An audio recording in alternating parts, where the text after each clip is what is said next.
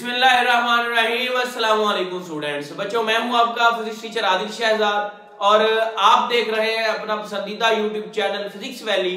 बच्चों, आज की वीडियो में एक मुख्तसर लेकिन इंपॉर्टेंट कॉन्सेप्ट हम डिस्कस करने जा रहे हैं। पार्ट 1 की physics chapter number 3 motion and force का। कौन सा जी? Momentum and explosive forces. Last video में बच्चों हमने force due to water flow को डिस्कस किया था। मोमेंटम एंड एक्सप्लोसिव फोर्सेस बेटे, पहले एक छोटी सी स्टेटमेंट मैंने लिखी है कि total momentum of all the fragments.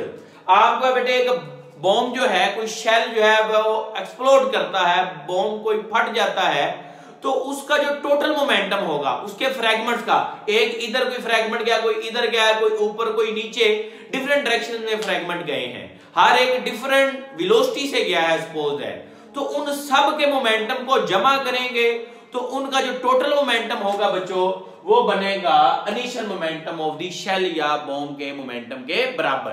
देखें जरा, इसमें हम पहली एग्जांपल भी इसी की ले रहे हैं। सपोज किया आपने एक बॉम्ब जो है ना ये फॉल कर रहा है। डियर स्टूडेंट्स, इसका मोमेंटम आपके पास है mv, ठीक है जी।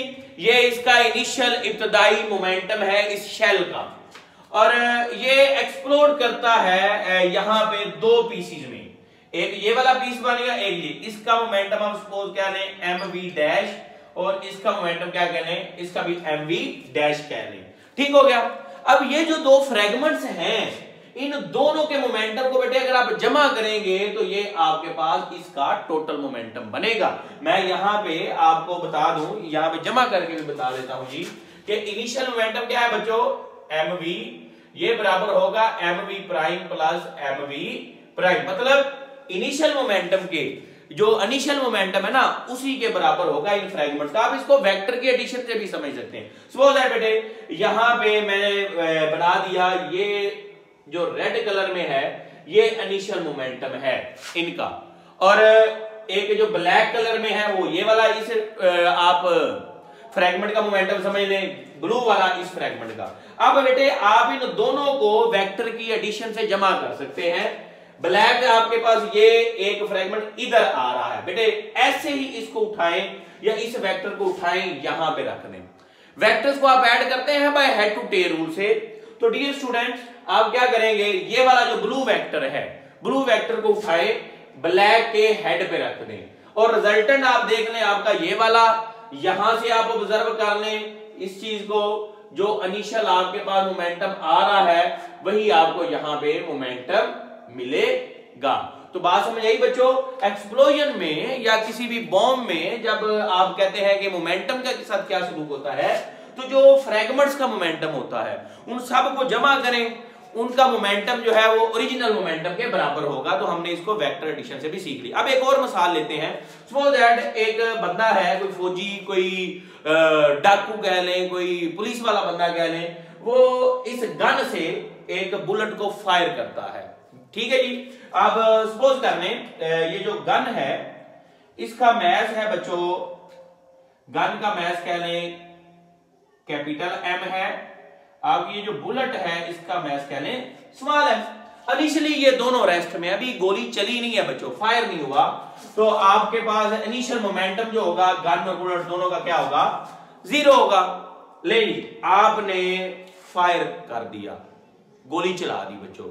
गोली चलाएंगे, ये कारतूस, ये जो आपकी बुलेट है, दिस विल मूव फॉरवर्ड, ये इधर जाएगी वेलोसिटी के साथ। सपोज दैट आप इसकी वेलोसिटी कह लें v है, ठीक है, और गन उतनी ही वेलोसिटी से, गन कोई वेलोसिटी बेटे v डैश कह लें, वो ऑपोजिट डायरेक्शन में रिकॉइल होगी। बुलेट आगे तो गन रिकॉइल होगी पीछे।